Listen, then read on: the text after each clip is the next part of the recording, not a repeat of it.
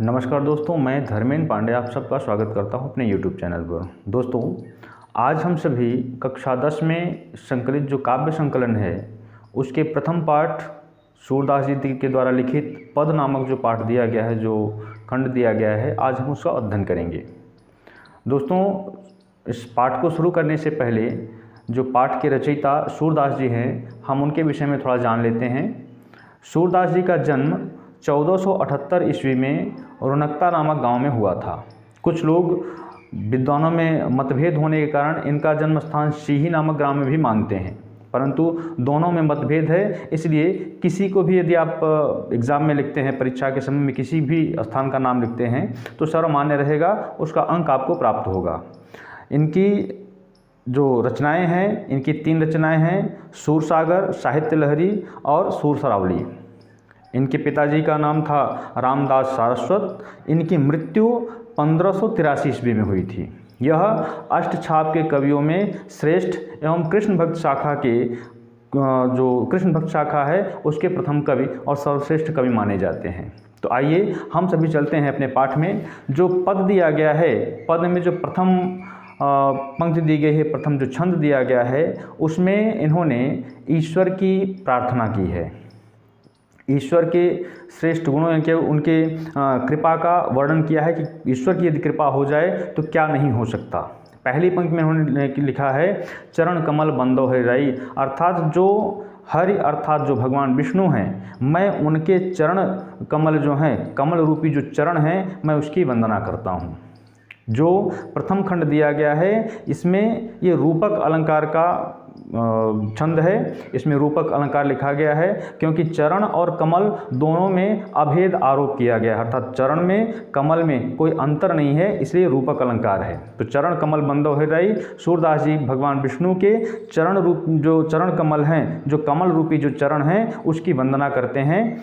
फिर आगे कहते हैं कि जाकी कृपा पंगु गिरिलंघ है। कहते हैं जिसकी कृपा हो जाए, जाकी अर्थात जिसकी कृपा हो जाए तो जो पंगु अर्थात जो लंगड़ा व्यक्ति है वह भी पर्वत को पार कर सकता है। पंगु गिरिलंघ है, गिर का मतलब होता है पर्वत। कहते हैं यदि ईश्वर की कृपा हो जाए, भगवान की कृपा हो जाए, ईश्वर की कृपा हो जाए तो जो लंगड़ा व्यक्ति है वह भी पर्वत पार कर सकता है। आगे कहते हैं अंधे को सब कुछ दर्शाई, और जो अंधा व्यक्ति है, जो नेत्रहीन है, जिसमें नेत्र नहीं है, उसको सब कुछ दृश्य हो जाता है, सब कुछ दिखाई देने लगता है। कब? जब ईश्वर की कृपा हो जाती है तब। आगे कहते हैं बहिरो सुने, जो बहरा व्यक्ति है, जो कर्णहीन है, जिसके कान से सुनाई नहीं देता, यदि ईश्वर की कृपा हो जाए तो सुनने लगता है। गूंग पुन बोले अर्थात गूंगा व्यक्ति, जिसमें कंठ नहीं है, कंठ से आवाज़ नहीं निकलती, गूंगा व्यक्ति है, वह भी बोलने लगता है। आगे फिर कहते हैं रंक चले सिर छत्र धराई, और जो रंक व्यक्ति है, रंक का मतलब होता है दरिद्र व्यक्ति, जो सबसे गरीब व्यक्ति हो, जिसके पास कुछ भी ना हो, उसको रंक कहा जाता है। और यदि ईश्वर की कृपा हो जाए तो जो रंक व्यक्ति है वह भी सर पर छत्र रख कर के चलने लगता है। छत्र रखने का कार्य क्या है? छत्र ज़्यादातर राजा लोग जो होते हैं, जो राजा होते हैं, उनके ऊपर आपने देखा होगा, राजा चलते हैं तो उनके पीछे एक व्यक्ति एक छाता सा लेकर के चलता रहता है, उसी को छत्र था। सम्मान सूचक एक सम्मान का वो प्रतीक है, सम्मान का एक निशानी है वो। उसी प्रकार से जो गरीब व्यक्ति है, ईश्वर की कृपा हो जाए तो वह भी राजा बन सकता है और अपने सर पर छत्र लेकर चल सकता है। आगे कहते हैं सूरदास स्वामी करुणामय, बार बार बंदों तिह पाई। सूरदास जी भगवान के जो भगवान हैं उनको करुणा का सागर मानते हुए कहते हैं सूरदास जी कि स्वामी करुणामय, हे करुणा के स्वामी, हे करुणा के सागर भगवान, मैं बार बार बंदों, मैं बार बार वंदना करता हूँ, तिह पाई अर्थात तुम्हारे चरणों की। हे प्रभु, हे करुणा के सागर, मैं बार बार आपके चरणों की वंदना करता हूँ, बार बार आपके चरणों की पूजा करता हूँ। आगे आज चलते हैं हम लोग अगली पंक्ति में। इस पंक्ति में ईश्वर की ही कृपा का वर्णन उन्होंने किया है। वो कहते हैं अविगत गति कछु जात न जानी। कहते हैं अविगत अर्थात ईश्वर, अविगत ईश्वर तक पहुंचा नहीं जा सकता, ईश्वर को देखा नहीं जा सकता, क्योंकि ईश्वर जो हैं वह एहसास की, अनुभूति की वस्तु हैं। ईश्वर को सदैव अनुभूत किया जा सकता है, उनको देखा नहीं जा सकता, इसीलिए अविगत शब्द आया है ईश्वर के लिए। कहते हैं अविगत गति कछु जात न जानी। जो ईश्वर हैं, जो अविगत हैं, उनकी गति को, उनकी स्थिति को, उनकी कृपा को जाना नहीं जा सकता। भगवान किस प्रकार से, कब, कहाँ, किस पर कैसे कृपा करेंगे, इसको समझा नहीं जा सकता। अगली पंक्ति में कहते हैं कि जिस प्रकार से एक गूंगा व्यक्ति, ज्यों गूंगे मीठे फल को रस अंतर्गत ही भावे। कहते हैं जिस प्रकार से एक गूंगा व्यक्ति हो और उसको मीठा फल दे दिया जाए और उसको खा करके वह उसका स्वाद बता नहीं सकता, क्योंकि गूंगा है वो खाएगा मीठे फल को, तो मीठा फल खाने के बाद उसका जो स्वाद है ना, वो अंतर मन में ही महसूस कर सकता है, उसको बता नहीं सकता कि इस फल की मिठास कैसी है। फिर अगली पंक्ति में कहते हैं परम स्वाद सबहि सुनिरंतर अमित तोष उपजावे। किसी को खूब स्वादिष्ट भोजन दे दिया जाए, स्वादिष्ट वस्तु कोई दे दी जाए और उसको खा ले, खाने के बाद जो उसका अमित मतलब होता है असंख्य, या जिसकी गिनती न की जा सके, जिसकी कोई तुलना न की जा सके, जिसकी सीमा रेखा नापी ना जा सके। ठीक है, इस प्रकार से कोई वस्तु कोई खा ले, कोई ऐसी वस्तु हो जो सबसे अमृत स्वरूप, अमृत तुल्य उसका स्वाद हो, उसको खाने के बाद उसका जो स्वाद है अंतर मन में ही महसूस कर सकता है। उसी प्रकार से ईश्वर हैं, ईश्वर की जो कृपा होती है वो अंतर मन में ही महसूस की जा सकती है, जिस पर उनकी कृपा होती है। सबको वह दिखाई नहीं दे सकता, सबको पता नहीं चल सकता। जिस पर ईश्वर की कृपा होती है उसी को दिखाई दे सकता है, उसी को महसूस हो सकता है, सबको दिखाई नहीं दे सकता। आगे कहते हैं मन बानी को अगम अगोचर सो जाने जो पावे। जो ईश्वर हैं वह मन से, वाणी से अगम हैं, अगोचर हैं। ना तो हम उनको देख सकते हैं, ना तो उनको सुन सकते हैं, ना तो उनकी अनुभूति हम कर सकते हैं, सब नहीं कर सकते। जिस पर उनकी कृपा होती है वही उनको जान सकता है, वही उनको पहचान सकता है, वही उसकी अनुभूति कर सकता है। ईश्वर ऐसे हैं। फिर आगे कहते हैं रूप रेख गुण जात जुगत बिन निरालंब कित धावे। सूरदास जी कहते हैं कि वह ईश्वर ऐसे हैं, ना तो उनका कोई रूप है, ना रंग है, ना आकार है, ना जात है, ना तो किसी प्रकार की कोई उनका प्रतीक है।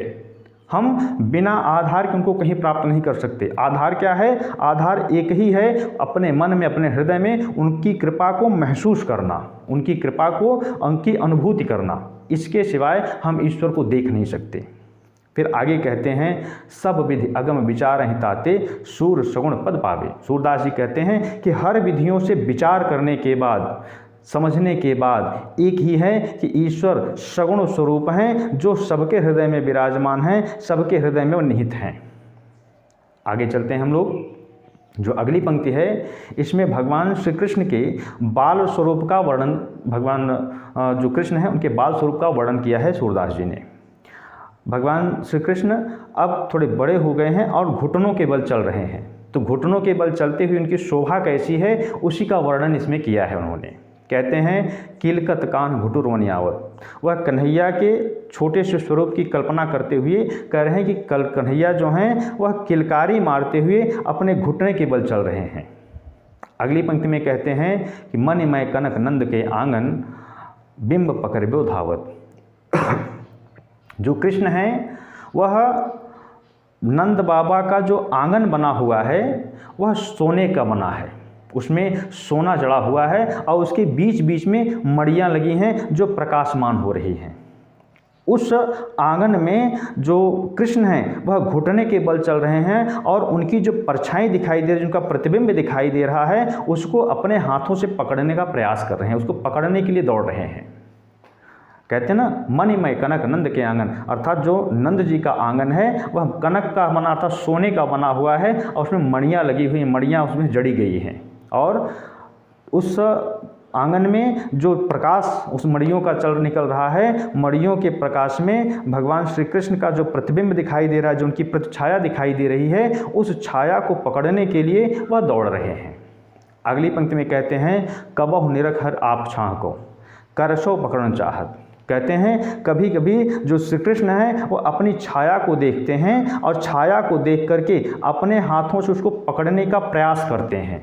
उस आंगन में जो सोने से बना, मड़ियों से जड़ा जो आंगन है, उसमें जो छाया दिखाई दे रही है उसको अपने हाथों से पकड़ना चाहते हैं। अगली पंक्ति में कहते हैं किलक हंसति राजत द्वय दतियाँ पुण्य पुण्य तिह अवगाहत। जब भगवान श्री कृष्ण बाल रूप में उनके आगे के 2 दांत आए हुए हैं, वो सांवले रंग के हैं और उस पर से 2 मोती जैसे दांत चमक रहे हैं। और जब वो किलकारी मार के हंसते हैं तो उनकी जो 2 दांत हैं उसकी शोभा जो है वह अतुलनीय है, उसकी शोभा उसकी तुलना की ही नहीं जा सकती। कहते हैं ना कि किलक हंसत राजत द्वय दतिया, जब वो किलकारी मार के हंसते हैं तो उनकी जो 2 दांत हैं ना बहुत ही सुशोभित होती हैं। आगे कहते हैं पुण्य पुण्य तिह अवगाहत, यह जो तुलना है, यह जो सुंदरता है उनकी ना, यह कहीं कहीं ही उपमेय है ही नहीं, इसकी उपमा दी ही नहीं जा सकती, कहीं इसकी तुलना नहीं की जा सकती, इतनी सुंदरता भगवान श्री कृष्ण की है। आगे वह कहते हैं कनक भूमि पर कर पग छाया, यह उपमा एक राजत। जो सोने से बनी जो भूमि है, जो कनक जड़ा हुआ जो नंद बाबा के आंगन की जो भूमि है, वह उस पर भगवान श्री कृष्ण जो सुंदरता दिखाई दे रही, जो उनकी परछाई दिखाई दे रही है, उस सुंदरता की तुलना किसी से भी नहीं की जा सकती, कहीं भी नहीं की जा सकती। आगे वे कहते हैं करी करी प्रतिपद प्रतिमनि वसुधा, कमल बैठकी साजत। जो भगवान श्री कृष्ण हैं एक एक कदम जो बढ़ाते, घुटने के बल अपने हाथों को बढ़ाते हैं, फिर घुटनों के बल आगे बढ़ते हैं, उस एक एक पग की जो भूमि है उसको कमल की पंखुड़ियों के भांति बिल्कुल कोमल बनाती जा रही हैं, जो माँ धरती हैं।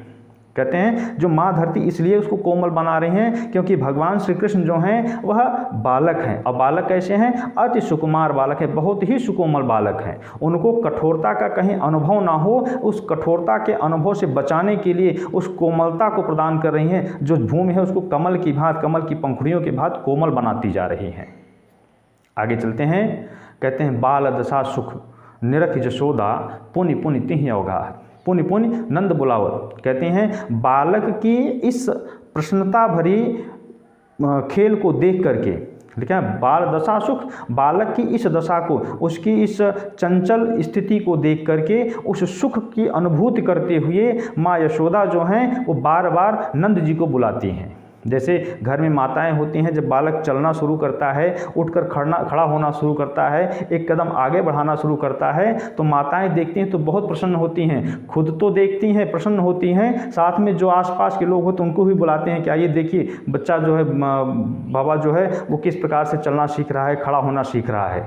इसी प्रकार से माँ यशोदा भी जो हैं वह उस कृष्ण की सुंदरता को, उनकी इस चंचलता को, उनकी इस नटखट खेल को देख करके प्रसन्न होती हैं और बार बार नंद जी को बुलाती हैं कि आइए और आप भी देखिए। यह सब देखते हुए माँ यशोदा बहुत ही प्रसन्न होती हैं, और प्रसन्न होकर के अचरा तरले ढाक सूर के प्रभु को दूध पियावत, वो कन्हैया को उठा लेती हैं गोद में और प्रसन्न होकर के अपने आंचल से ढांक करके उनको दुग्धपान कराती हैं। आइए हम सब अगली पंक्ति में चलते हैं। इस पंक्ति में भगवान श्री कृष्ण थोड़े और बड़े हो गए हैं। सूरदास जी कल्पना कर रहे हैं कि श्री कृष्ण थोड़े और बड़े हो गए हैं, अब चलना भी जानते हैं, दौड़ना भी जानते हैं। अब अपनी माँ से वो जिद कर रहे हैं कि माँ मैं अपनी सब गाय चराई हूँ, कि मैया मैं अपने पास जितनी गायें हैं मैं उनको चराने जाऊँगा। आपको पता होगा कि नंद बाबा के पास लगभग 1 लाख से अधिक गायें थी, 1 लाख से अधिक गायें थी उनके पास। अब उन सभी गायों को चराने के लिए जिद कर रहे हैं कृष्ण की मैं जाऊंगा गायों को चराने के लिए। फिर क्या कहते हैं आगे, प्रात होत बल कै संग जई हूँ, बल के संग अर्थात जितने ग्वाल बाल हैं और बलदाऊ जी हैं उन सबके साथ में मैं जाऊंगा, तेरे कहे न रही हूँ, मैं तुम्हारे कहने से घर पर नहीं बैठूंगा। वो कन्हैया जो हैं माँ से ये जिद कर रहे हैं, वह कह रहे हैं कि मैया मैं गाय चराने जाऊंगा, जितने बलदाऊ भैया हैं और आज जितने ग्वाल बाल हैं उनके साथ में चल करके मैं गाय चराने जाऊंगा, मैं तुम्हारे कहने से घर पर नहीं बैठूंगा। फिर अगली पंक्ति में क्या कहते हैं, ग्वाल बाल गायन के भीतर नयका डर नहीं लागत। वो कहते हैं जो ग्वाल बाल रहेंगे, गैया जो अपने घर की गैया हैं, ये सब रहेंगे, इनके बीच में मैं रहूँगा, तनिको डर नहीं लगेगा मुझको, मैं तनिक भी उनसे डरूंगा नहीं, क्योंकि ग्वाल बाल भी रहेंगे, बलदाऊ भैया रहेंगे, सबके साथ में रहूँगा, गायों के बीच में मुझे तनिक भी डर नहीं लगता। आगे फिर कहते हैं आज न सो नंद दुहाई रहने रहोगे जागत। माँ यशोदा कहती हैं ठीक है तुम सो जाओ, मैं तुमको सुबह जगा दूंगी जाने के लिए, फिर कृष्ण कहते हैं नहीं नहीं नहीं नहीं, आज मैं नंद बाबा की कसम खा के कहता हूँ सोऊंगा नहीं, पूरी रात जागते रहूँगा। कहते हैं ना आज न सोऊं, नंद दोहाई, नंद बाबा की कसम खा के कहता हूँ आज रात सोऊंगा नहीं, मैं पूरी रात मैं जागते रहूँगा। फिर आगे क्या कहते हैं, सूर ग्वाल बाल सब गाय चरई हैं, मैं घर बैठे रही हूँ। वह कहते हैं कृष्ण भगवान माँ यशोदा से कि मैया जितने ग्वाल बाल हैं वो सब गाय चराने चले जाते हैं और मैं घर बैठा रहता हूँ, ऐसा नहीं होगा, अब उनके साथ मैं भी गाय चराने जाऊँगा। आगे फिर कहते हैं सूर्य श्याम तुम सोई रहो अब प्रात जान मैं दी हूँ। कृष्ण की इस जिद से माँ यशोदा हार जाती हैं, प्रफुल्लित होकर के उनको मनाते हुए कहती हैं कि हे श्याम, हे कृष्ण, अब तुम सो जाओ, मैं तुमसे कहती हूँ कि प्रातः में मैं जगा दूंगी तुमको जाने के लिए।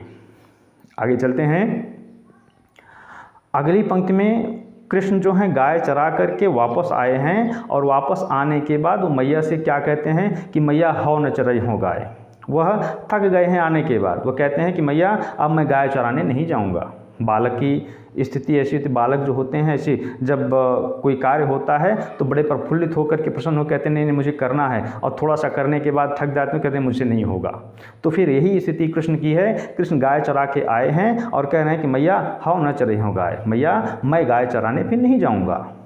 अगली पंक्ति में क्या कहते हैं, कहते हैं सिगरे ग्वाल घिरावत मोशो मेरे पाए पिराए। कहते हैं जितने ग्वाल बाल हैं वह अपनी अपनी गैयों को मुझसे ही घिरवाते हैं, मुझसे ही हकवाते हैं, और ये करते के दौड़ दौड़ के मेरे पैरों में दर्द होने लगता है, तो मैं नहीं जाऊंगा गाय चराने के लिए। अगली पंक्ति में कहते हैं कि जौ न पत्याहि पूछ बलिदाऊ अपनी सौह दिवाई। वो कहते हैं यदि तुझको मेरी बात पर विश्वास ना हो तो बलदाऊ से पूछ ले। लेकिन बलदाऊ से कैसे पूछना है, अपनी सौह दिवाई, अपनी सौगंध दे के कसम दे के पूछना उनसे। नहीं हो सकता है कि झूठ बोल जाएं, सही बात में यदि तू कह देगी तब वो सही बात मानेंगे, तब आपकी बात मान के सही सही आपको बताएंगे। फिर आगे कहते हैं यह सुन माई जशोदा ग्वालिन गारी देत रिसाई। यह सुन करके जो माँ यशोदा हैं वह नाराज़ होकर के गुस्से में आकर के वह जितनी ग्वाल ग्वालिनें हैं उन ग्वाल बालों की माताओं को गाली दे रही हैं, उनको कुछ भला बुरा वचन कह रही हैं। फिर आगे कहती हैं मैं पठवत अपने लड़का को आवत मन बहलाए। कहते हैं कि मैं अपने बच्चे को तो इसलिए भेजती हूँ कि ये जा करके अपना मन बहला करके आएगा, थोड़ा खेल कूद करके आएगा, और ये सभी मेरे बच्चे से काम करवाते हैं। इस प्रकार से नाराज़ होकर के वह अपने कृष्ण के सम्मुख और ग्वाल बाल जो हैं उनको और उनकी माताओं को कुछ भला बुरा कह रही हैं। आगे फिर कहते हैं सूर श्याम मेरो अति बालक मारत ताहि रिंगाए। कहते हैं कि जो कृष्ण हैं वो बहुत छोटा बालक है, अति बालक मतलब बहुत छोटा बालक है, और उस छोटे से बालक को दौड़ा दौड़ा करके ये लोग मार डालते हैं, मैं अपने बच्चे को नहीं भेजूंगी। इस प्रकार से अगली पंक्ति में चलते हैं। अगली जो पंक्ति है इसमें कृष्ण थोड़े और बड़े हो गए हैं, और बड़े होने के बाद जो कृष्ण हैं जितनी गोपिकाएँ हैं उन गोपिकाओं से उनका प्रेम संग है, गोपिकाओं के साथ उनकी मित्रता है और गोपिकाओं के साथ वह खेलते कूदते आदि हैं। अब कृष्ण को मुरली मिल गई है, बांसुरी मिल गई है। वो बांसुरी मिलने के बाद कृष्ण ज़्यादातर समय उस बांसुरी को देते हैं, इसलिए जितनी ग्वालिनें हैं वो सब नाराज़ हैं और सभी दुखी हैं और आपस में चर्चा करते हुए कहती हैं कि सखी रे मुरली लीजिए चोरी। वो सखियाँ सभी मिल करके कहते हैं क्या हम सब मिल करके ये जो मुरली है कृष्ण की इसी को चुरा लेते हैं। कहती हैं आगे फिर जिन गोपाल कीन हैं अपने वश प्रीति सबन की तोरी। वो कहती हैं कि जिस मुरली ने गोपाल अर्थात कृष्ण को अपने वश में कर लिया है, हम सब की प्रीति अर्थात हम सब के साथ जो कृष्ण की प्रीति थी, जो प्रेम था, उस प्रेम को तोड़ दिया और कृष्ण को अपने वश में कर लिया है, तो इसलिए इस मुरली को ही हम चुरा लेते हैं तो कृष्ण का प्रेम हमको फिर से प्राप्त हो जाएगा। इसलिए वह कहते हैं कृष्ण की मुरली चोरी की जाए। आगे फिर कहती हैं छिन एक घर भीतर निशिबासर धरत न कब हूँ छोरी। कहते हैं कि एक क्षण, छिन आया है अर्थात क्षण के लिए, कहते हैं एक क्षण के लिए भी घर के भीतर घर के बाहर, निश अर्थात रात्र में, बासर अर्थात दिन में, जो कृष्ण हैं वो बांसुरी को इस प्रकार से अपने पास रखते हैं कि एक पल के लिए भी ना घर के भीतर रखते हैं ना घर के बाहर रखते हैं, ना दिन में कहीं अलग रखते हैं और ना रात्रि में अलग रखते हैं। आगे क्या कहते हैं धरत न कबहू छोड़ी, कभी छोड़ करके कभी उससे अलग नहीं होते। फिर अगली पंक्ति में कहते हैं कबहू कर, कभी उसको हाथ में ले लेते हैं, कर अर्थात हाथ, कभी उसको हाथ में ले लेते हैं। फिर कबहू अधरन, कभी होठों पर रख करके बजाने लगते हैं। फिर आगे कहते हैं कबहू कट, कभी कमर में जो पटका बांध रखा है उस पटके में खोस लेते हैं वो। और फिर कहते हैं खोसत जोरी, कभी उसमें खोस करके रखते हैं, चलने लगते हैं, उसको अलग अपने आप से नहीं करते। फिर आगे कहती हैं न जाने कछ मेल मोहिनी, न जाने कछ मेल मोहिनी राखे अंग अंग भोरी। कहती हैं कि जो कृष्ण हैं इस पर जो बांसुरी है पता नहीं कौन सा जादू इसने डाल दिया है। मेल मोहिनी, मोहिनी मतलब जादू। कहते हैं इस बांसुरी ने पता नहीं किस प्रकार का जादू कृष्ण पर डाल दिया है कि कृष्ण सदैव उसको अपने अंग से लगा कर रखते हैं, एक पल के लिए भी दूर नहीं करते।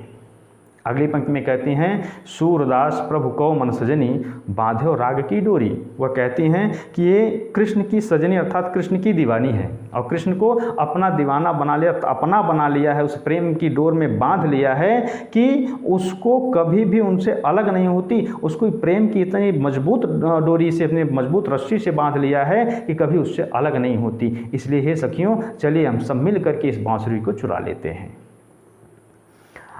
इस प्रकार से जो अगली पंक्ति आती है इसमें भगवान श्री कृष्ण जो हैं वह बैठे हुए हैं और उनको गोकुल की, मथुरा, वृंदावन की याद आ रही है, ब्रज की याद आ रही है। उनके एक मित्र हैं जिनका नाम है उद्धव, और उद्धव उनके परम मित्र हैं और वो चचेरे भाई भी, बाल सखा भी हैं। और उद्धव जी जो हैं वो निर्गुण ब्रह्म के प्रकांड पंडित हैं, उनको अपनी विद्वता का बड़ा अभिमान है। लेकिन कृष्ण के मित्र हैं तो कृष्ण जो हैं उनसे कह रहे हैं कि हे उद्धव मोह ब्रज बिसरत नहीं, हे उद्धव मुझे ब्रज की बड़ी याद आती है, ब्रज कभी भूलता नहीं मुझको। आगे क्या कहते हैं? कहते हैं वृंदावन गोकुल वन उपवन सघन कुंज की छाही। वह कहते हैं कि वृंदावन जो है वो और गोकुल वन, वहाँ के उपवन बाग बगीचे जो हैं और वहाँ के जो घने पेड़ों की छाया है वह मुझे बहुत याद आती है। जो वृंदावन शब्द है, वृंदा का अर्थ होता है तुलसी, अर्थात तुलसी की जहाँ अधिकता हो वही वृंदावन है। आप लोगों ने देखा होगा कि कहीं कहीं लोग जब तुलसी लगाए होते हैं उसकी चौक को बनवाते हैं तो उस पर लिख देते हैं वृंदावन, अर्थात जहाँ वृंदा की अधिकता हो, तुलसी की अधिकता हो, उसी को वृंदावन कहते हैं। और गोकुल शब्द आया है अर्थात जहाँ गायों का कुल निवास करता हो, जहाँ गोवंश निवास करता हो, उसी को गोकुल कहा जाता है। तो जो कृष्ण हैं उनको वह दोनों स्थल बहुत प्रिय है, अर्थात जहाँ तुलसी हो वह स्थल प्रिय है और जहाँ गायें बांधी जाती हों, गायें निवास करती हों, वह स्थल प्रिय है। इसीलिए वह कह रहे हैं कि मुझे वृंदावन याद आता है, गोकुल याद आता है और वहाँ के जो वन उपवन हैं, वहाँ के जो बाग बगीचे हैं वह मुझे बहुत याद आते हैं। साथ साथ क्या, जो वहाँ के सघन वृक्ष हैं, जो बहुत घने छायादार जो वृक्ष हैं, उसकी भी मुझे बहुत याद आती है। आगे कहते हैं प्रात समय माता जसमति और नंद देख सुख पावत। प्रातः होते ही मुझे देख करके माता यशोदा और नंद बापा बड़े प्रसन्न हुआ करते थे। उनकी वह जो प्रसन्नता भरी जो चेहरे हैं ना, उनकी जो प्रतिमा, जो सूरत है उनकी, वह मुझे बहुत याद आती है। फिर आगे कहते हैं माखन रोटी दही सजायो अतिहित साथ खवावत। कहते हैं कि जब मैं सुबह उठता था तो माँ यशोदा अपनी गोद में बैठा करके मुझे माखन रोटी बड़े प्रेम से खिलाया करती थी। अतिहित साथ खाओ मतलब बड़े प्रेम से मुझे अपने हाथों से खिलाया करती थी, वह मुझे बहुत याद आती है। फिर आगे कहते हैं गोपी ग्वाल बाल संग खेलत सब दिन हंसत सिरात। वह कहते हैं कि गोपियों के साथ, ग्वाल बालों के साथ खेलते खेलते पूरा दिन बीत जाता था और पता नहीं चलता था कि कब दिन बीत गया। आगे फिर कहते हैं सूरदास धन धन ब्रजवासी जिनसो हित जदुतात। सूरदास जी कहते हैं कि धन्य है वह ब्रजवासी जिनके यदुतात अर्थात यादों में श्रेष्ठ जो श्री कृष्ण हैं, जिनके श्रेष्ठ हैं, जिनके तात बने हुए अर्थात जिनके संरक्षक हैं, धन्य है वह ब्रजवासी, धन्य है उनका भाग्य। इस प्रकार से आज का वीडियो हम यहीं तक रखते हैं क्योंकि वीडियो बहुत लंबा हो जाएगा। जो शेष बच रहा है उसको हम अगली वीडियो में मिलते हैं। यदि इस वीडियो में इन पंक्तियों में कहीं आपको कोई समस्या हुई हो तो आप कमेंट बॉक्स में कमेंट करिए, हम उसका पूर्ण समाधान देने का प्रयास करेंगे। मिलते हैं फिर से आपको अगली वीडियो में, तब तक के लिए नमस्कार।